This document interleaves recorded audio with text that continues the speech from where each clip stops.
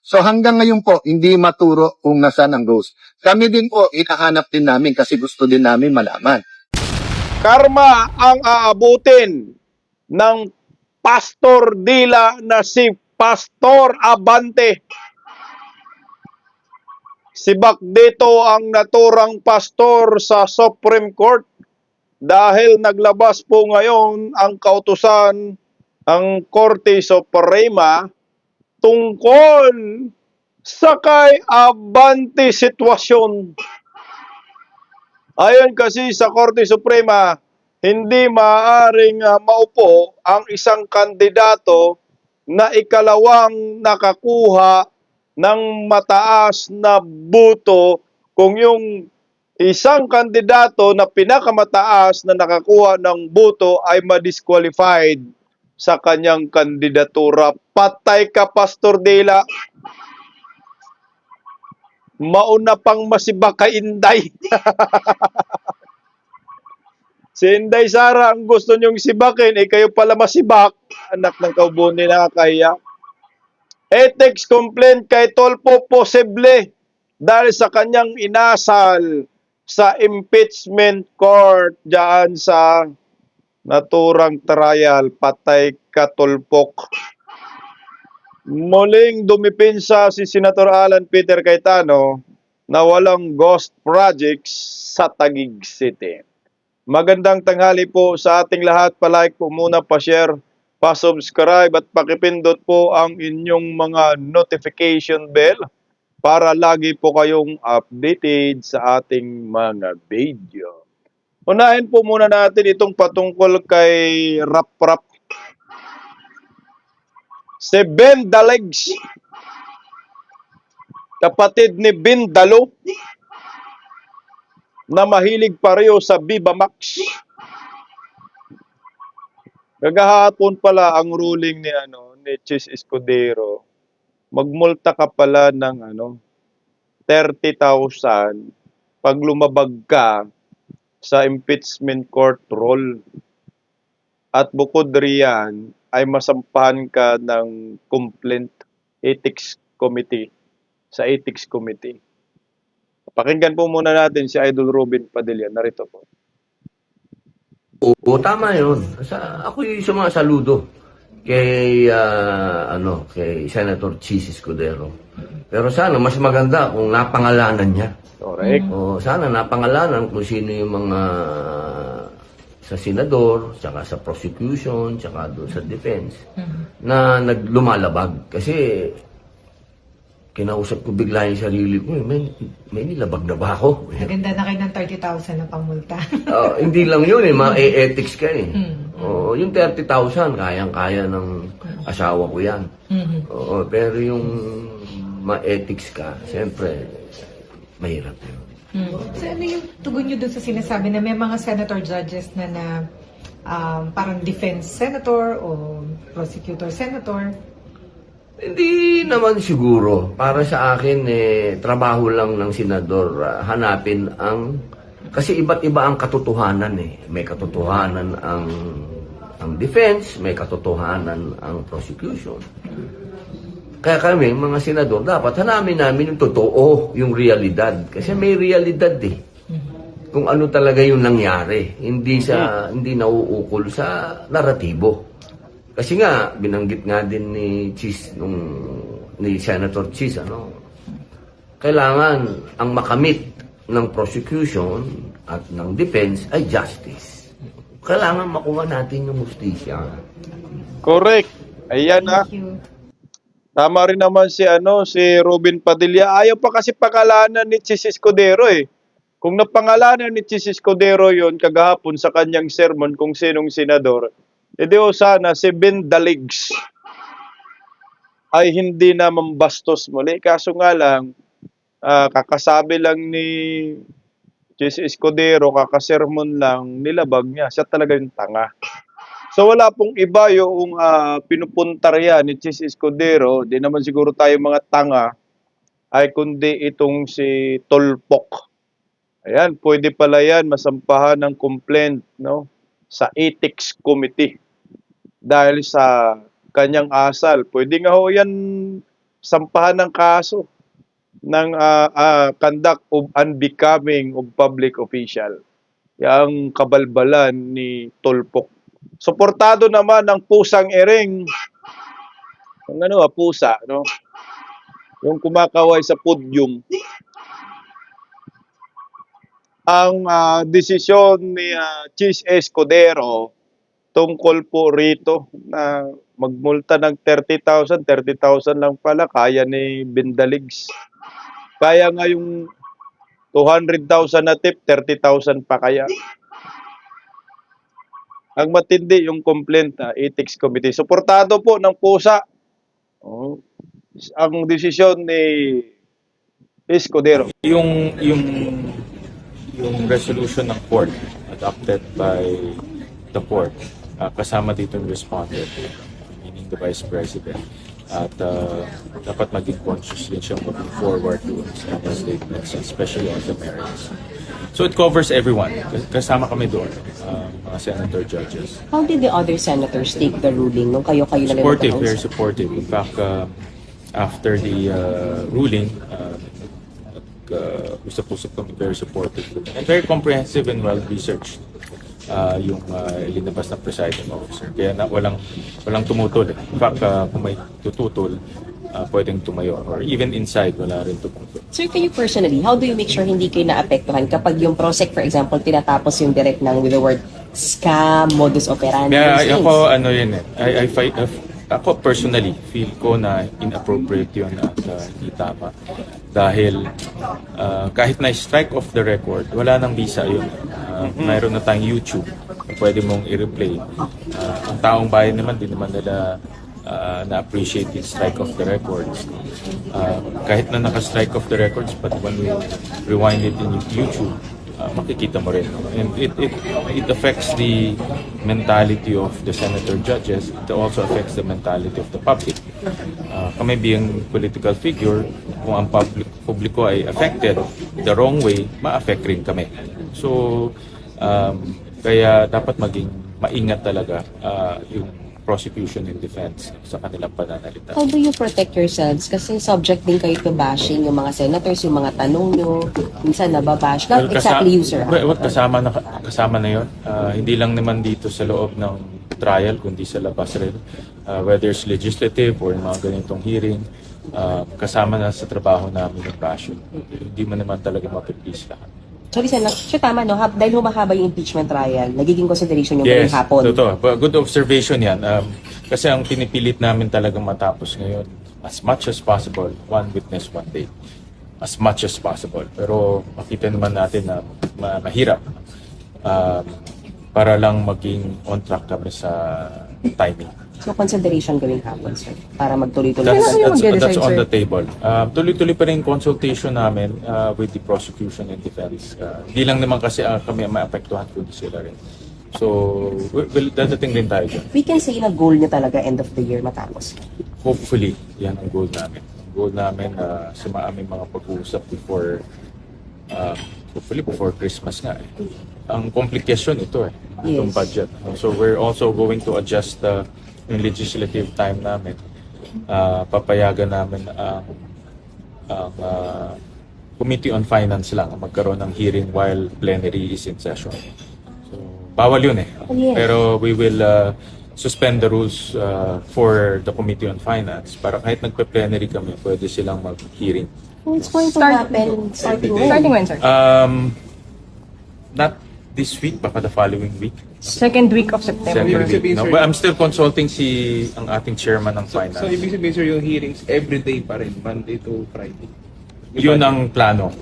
While in session. Kasi pag impeachment, mas mahirap yun Kasi kailangan nandito yung senator judge. But with plenary, magiging flexible kami para lang ma-cover ng mahabol ng Committee on Finance schedule. Kasi ngayon, kalahating araw na take up na ng impeachment. So, wala na time ang Committee on Finance to conduct their hearings. So, no more weekend hearings. Hindi na yan option since Hindi na. napayagan Yes, na. yes. Kasi rin in fairness to the staff, sila rin gumagawa ng research, briefers. Hindi lang naman kami, pati mga staff rin should also have time to conduct research and yung mga paperwork na dapat gawin. Concerned din ba na ma-burnout kayo at yung staff Oh, ninyo? concern talaga yan, concern. Not only us, no, but yung mga staff most concerned ko. Behind the scenes kasi, yung mga dito sa likod, mas doble o triple yung trabaho kasi gumagawa sa research, nag-a-analyze sila. Even yung, if you look at the impeachment staff, pareho yan sa legislative staff. Sila Ray, sila Mavit. So, pag natapos kami ng mahaba sa impeachment, magpre-prepare pa sila for legislation. So, it's not only us, but also the support staff ang kailangan namin i-consider. Sir, sorry, isa na lang. Options lang mangyayari. Gagawin pang hapon, pero walang, but yung weekend na trial, is that Wala na, kasalanan na ninyo. Yung hinayo pa kayo. Kasalanan yan, ninyong mga buhaya. Kasalanan ni Luestro. Kasalanan ni Bangag. Kasalanan ni Bake. Nababurn out na daw sila. Dapat lang kayong maburn out, kayong mga hinayupak. Eh kung hinayaan lang po ninyo kay Senator Alan Peter Cayetano, edi tapos na yung impeachment. Kasi ang gawin lang naman ni Cayetano dyan, yung impeachment hindi muna itutuloy. Ay ano muna natin to, i-archive muna. Dapat nga tapusin na agad ninyo yan. Unang-una, wala namang conviction eh. Tingnan mo, sila rin namang problema. Bakit kayo namang problema? Kasi wala ng oras daw sa pag-uusap sa Committee on Finance, pagpapasa ng pondo. Pondo na yan. Patay kayo, bahala kayo. Merese. Tingnan mo, pag may impeachment trial, ang maingay lang naman itong magkapatid na Tulfo, Bindalo. Bago natin pag-usapan si Pastor Dila, pakinggan po muna natin saglit itong si Senator Alan Peter Cayetano kasi, di ba, alam naman natin, puntarya din si Senator Alan Peter Cayetano dahil kakampi ni Vice President Inday Sara, kakasuhan daw patungkol sa mga ghost projects. Pareho lang yan din sa Davao eh. Baha sa Metro Maynila, ang sinisisi Davao City, epicenter daw. Wow, hanep. Wow, bunyeng. Pakinggan muna natin itong si Senator Alan Peter Cayetano. Ayon sa kanya, wala pong ghost project sa amin. Wala pong ghost project sa Taguig. Wala naman talaga, nasa Ilocos Norte yung ghost projects, anak ng Cardin. Banatan mo, Senator Alan. My point is, in this world, pag gumawa ka ng mabuti, aatakihin ka. In this world, let us stand up for something at hindi ka madibate doon, ililipat kung saan nila tingin ng weakness ka. But ang tinuro ni Lord sa akin ngayon, hindi namin weakness ang Taguig. Walang perfect. Pero strength mo yun eh. Diba? Pero panibasa, daan milyon, bilyon ang project dito. At panibasa, maraming corruption sa DPWH. Automatic may ghost na. So hanggang ngayon po, hindi maturo kung nasaan ang ghost. Kami din po, inahanap din namin kasi gusto din namin malaman. Dahil trabaho ng DPWH yun. Last year pa ho, iningi ko na sa DPWH, isa-isa ng project. Sumagot sila, isa-isa, maayos daw po lahat. Na in the sense na wala ghost. Yung hindi maayos ay sinumbong na lahat sa NCR, sinumbong na rin po sa DPWH at ginagawa na. Si Secretary Dixon mismo, nakita nyo mismo sa news at saka sa SOCMED, pumunta dito sa mga projects na may problema at siya na ang nag-alam sa mga tao niya kung ano nangyari at bakit may problema. So today, I want to talk about purpose para ma-end natin yung series na yan this week. But I also want to talk about stewardship that I did, but I also want to talk about fighting for what we believe in. And when we say fighting for what we believe in, hindi ibig sabihin nun na sigawan, bastusan, hindi ibig sabihin araw-araw, pataasan ng boses, yung ginagawa sa amin na parang striptease. Nung una, araw-araw, ngayon, linggo-linggo. Diba? Pag sinabi ko, daming dokumento ibibigay. Bakit? Nakalagay ba sa dokumento na ibibigay sa ombudsman na may masamang nangyari ito? So, yung mga dokumento na yon ay magpapatunay pa ho na napakagaganda ng mga projects dito. Pero sabi nga namin, yung dokumento alone, yung pictures alone, that will not tell the right story. I mean, anong malay ko kung may doble ng picture o ano, hindi naman ako taga DPWH. But pumunta kayo dito at tignan nyo mismo yung project. So, eto yung papel, eto yung project, tignan natin dahil physical project to eh. Hindi naman yan parang tinapay na bumili tayo ng 2 million na tinapay o kinain na. Paano mo pa i-check yun? So, titignan mo kung may litrato na nagkakainan, tatanungin, i-interviewin mo mga tao. Ito yung infrastructure project. Kaya pwede mong puntahan, pwede mong tignan, pwede mong investigahan, pwede mong testingin, no? Again, we're not perfect, but what I'm saying is that these are good projects which should not be stopped. Dapat gayahin pa sa ibang lugar. Ayan yung buwelta ni Senator Alan Peter Cayetano kay Panfilo Peng Lacson. Ang Mutya Kabaliling ng Cavite. Magkakampiyan sila ni Boying Rimulya, parehong taga Cavite. Ako naniwala ako dyan, wala talagang ghost projects dyan sa Taguig. Kasi kung meron, di sana yung unang pagputok ng issue na nag-spit si Bangag, ay naisama na yung Taguig. Wala eh. Yung ghost projects nasa Ilocos Norte. Yung ghost projects nasa Bulacan kay Joel Villanueva. Yung ghost projects nasa kay Pastor Dela. Nandiyan naman talaga. At gaya lang din na yan ng Davao, sinisisi yung Davao. Putang ina, sasabihin mo epicenter ng ghost projects, flood control, Davao po, tragis. Oh. Nung ulang labas naman ng investigasyon, wala namang sinabi na ang Davao, maraming ghost projects. At bakit nagka-ghost projects ang Davao? No? Wala namang binigay na budget si Bangag. Anak ng kagwang Bangag talaga, no? At saka, kung ang sinabi nila na ghost projects, epicenter Davao sa panahon ni Digong, di sana nakita na ng mga bayarang media, Rappler na mangunguna magbalita dyan, na ghost projects, paninira lang. Same lang din dito kay Senator Alan Peter Cayetano sa Taguig. Taguig, napakayaman, tama naman, pumasyal kayo. Pero yun na nga, maghanap lang ng issue, maghanap lang ng butas kunyari, kasi nga, kalyado ng mga Duterte. Gusto nilang i-divert ang issue na yung flood control ay pakana ni Bangag at yung flood control ay talagang walang proyekto si Bangag. Puro mga impacto, ghost.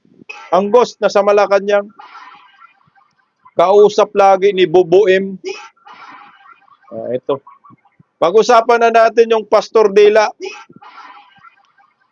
Karma talaga ang abutin ng hinayupak na Pastor Dela dahil ngayong araw ay naglabas po ang Korte Suprema ng kautusan. Naku, animal. Patay ka, Pastor Abanti.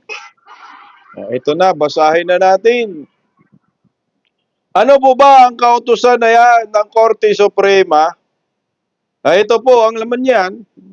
Supreme Court affirms abandonment of second pleasure role. Iyak ka na, Pastor Dela! The Supreme Court has affirmed its earlier ruling abandoning the second pleasure role in local elections, denying with finality the motion for reconsideration filed by Dato Pax Ali Isbangunda Dato over the cancellation of his certificate of candidacy for governor of Sultan Kudarat. The court held that the resulting vacancy should filled by the vice governor. Ano po ang maging epekto dito kay Pastor Dela?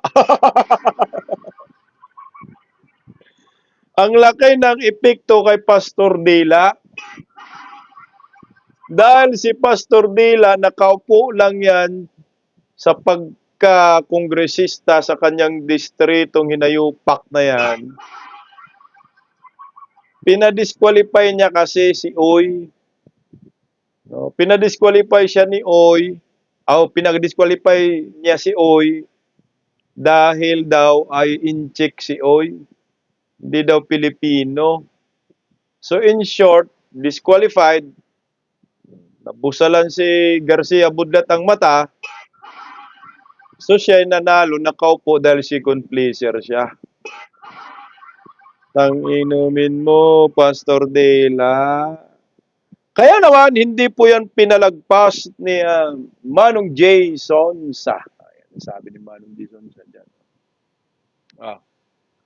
Nadisgrasya na si Bishop Bini Abante bilang congressman ng 6th District of Manila City. Sa pinakahuling desisyon ng Korte Suprema, tuluyan ng inalis ang second place role. Meaning, kung disqualified ang nanalong kandidato, hindi maaaring umupo o paupuin ang nakakuha ng ikalawang pinakamaraming botong nakuha sa halalan. Patay ka diya, Pastor Dela. Wala na. Ang Supreme Court na nagsabi niyan, ha? So wala na, bilang na ang araw mo, Pastor Dela. Mantakin nyo, imbis na si Inday Sara ang gusto nyong sibakin, kayo pa ang nasibak. Hindi nasibak, masibak. Kayo pa ang masisibak, Pastor Abante. Dapat ito i-implement na agad. Bakantihin mo na yung pwesto dyan, Pastor Atras. Tangina, laki ng karma dito. Basahin natin yung sa balita ng balita ngayon. Na disgrasya, tama ba? Ang payag ni Sonsa ay kaugnay sa desisyon. Ito na nga. Sorry. Okay. Ilan ba ang boto ni Pastor Dela na nakuha? Teka lang. Ang nakuha kasi ni Pastor Dela na boto mo, Pastor Dela. Teka lang, hanapin ko, ha. Ilan? Si Pastor Dela po ay ang boto niya may kasama pang pandaraya. Kasi namili pa ng boto ang buang. Okay. Ang boto ni Pastor Dela ay 63,358 lamang. Ang boto ni Oy ay 64,746. So ngayon, si Pastor Dela, second placer nga. O paano na yan, Pastor Dela? Itong inilabas ng Korte Suprema na hindi po pwedeng uupo ang second placer. So dapat bakantehin na ng naturang Pastor Bastos ang kanyang pwesto sa pagkakongresista sa District 6. So ibig sabihin yan, magkaroon ng special election. Diyan sa distrito ni Pastor Abante. Tangina, karma talaga. Karma, inabot. So si Bak, mahiya ka, Pastor Abante, umalis ka na dyan sa pwesto.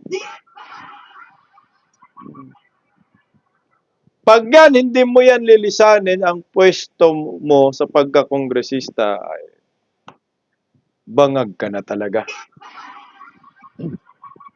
Ang linaw-linaw ng desisyon ng Korte Suprema. Kayo mga mambabatas, umalis na kayo. Karma is real, ika nga. Si Inday Sara, natawa na ngayon sa inyo. Pati kami natawa. Paano na? Papunta-punta ka pa dyan sa paiyak-iyak ka pa. Nasaan si Inday Sara? Binahana ang taong bayan, tanga. Yung bahay sinisisi kay Inday Sara. Si Inday tuloy ngayon, tawang-tawa sa inyo, mga hinayupa kayo. Grabing karma to. Kasi gusto talaga ni Abante, makonvict si Inday Sara. Nakarma rin to kay Tatay Digong. Paano makonvict? Zero conviction. Kaya gusto po nilang ma-convict si Inday Sara dahil wala ngang kalaban si Inday. Walang makakatalo kay Vice President Inday Sara Duterte kahit sinong mga impacto na yan. 'Di ba, Pastor Abante? O tingnan nyo, merong bagong labas, mainit-init pa to, sa WR National Poll Survey. Ito, grabe ang init, ito bagong inilabas. Wala, si Vice President Inday Sara pa rin ang nangunguna. Ayan, oh.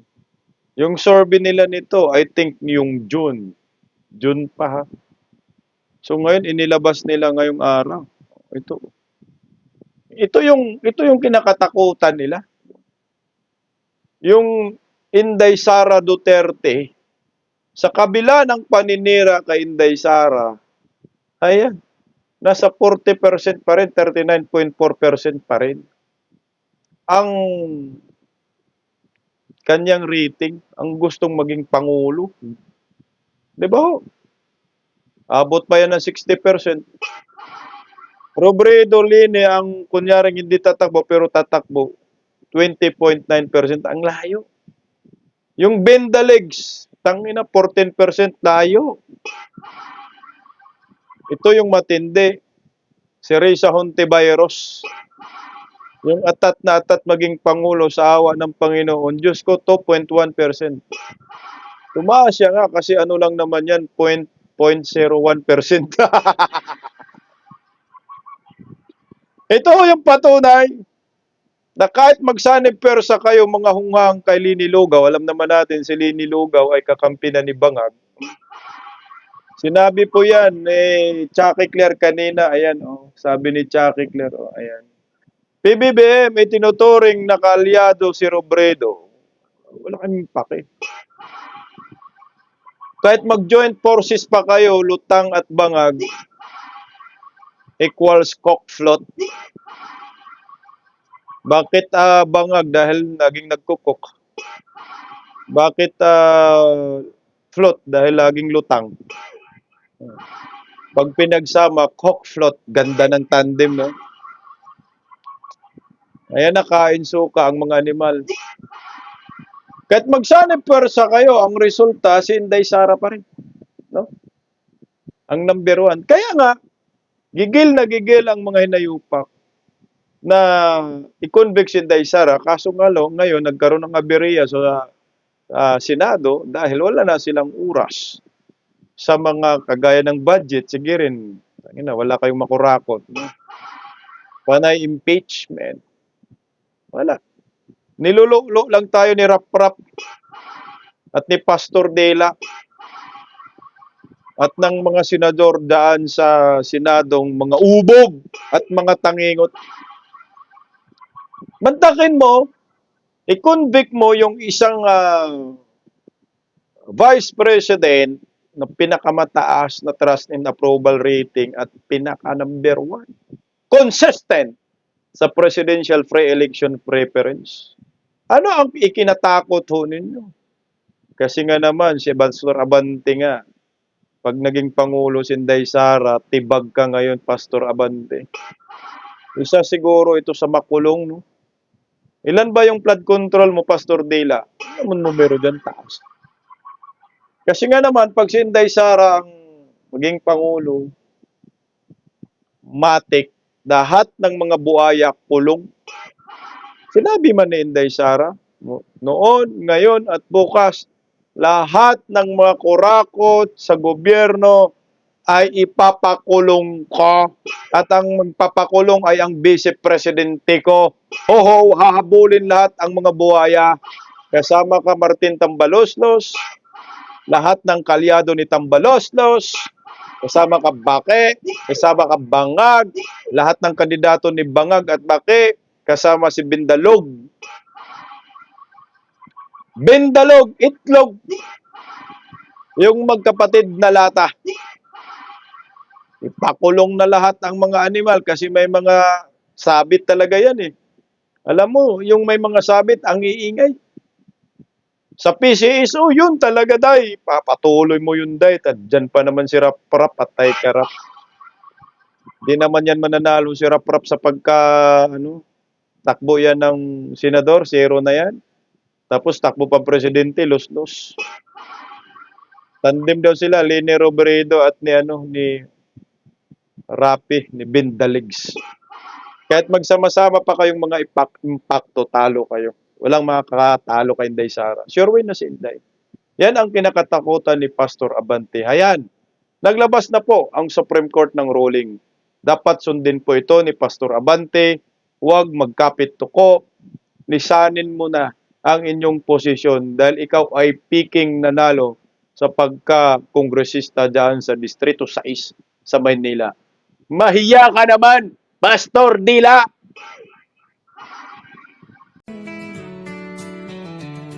Paggising sa umaga, tanghali at gabi, nakikita ko ang post niya, ang hapdi.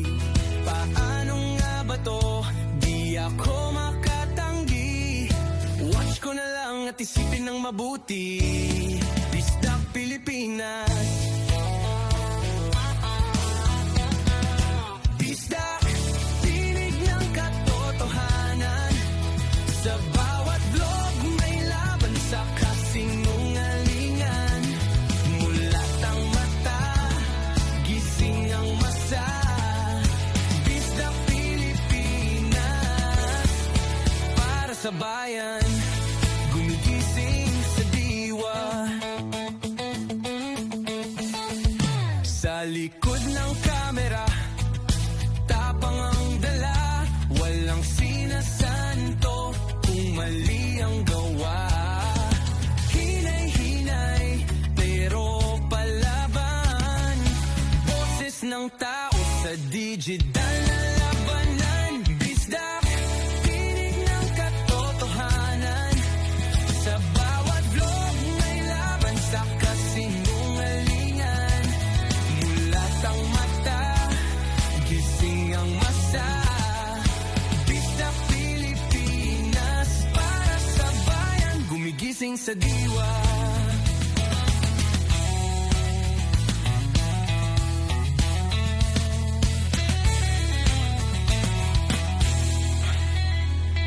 Hindi artista, hindi politiko, pero ang katotohanan, sigaw niya ay buo. Sa YouTube o Facebook man siya makita, may aral ka pa rin, may uwi sa bawat salita. Bisdak, gising sa katotohanan, di lang kwento, kundi panawagan. Sa bawat Pilipinong naghahanap ng liwanag, Bisdak Pilipinas, kasama sa pagbangon ng bayan. Bisdak Pilipinas, boses ng masa, gising ang diwa. Sa vlog mo, may pag-asa.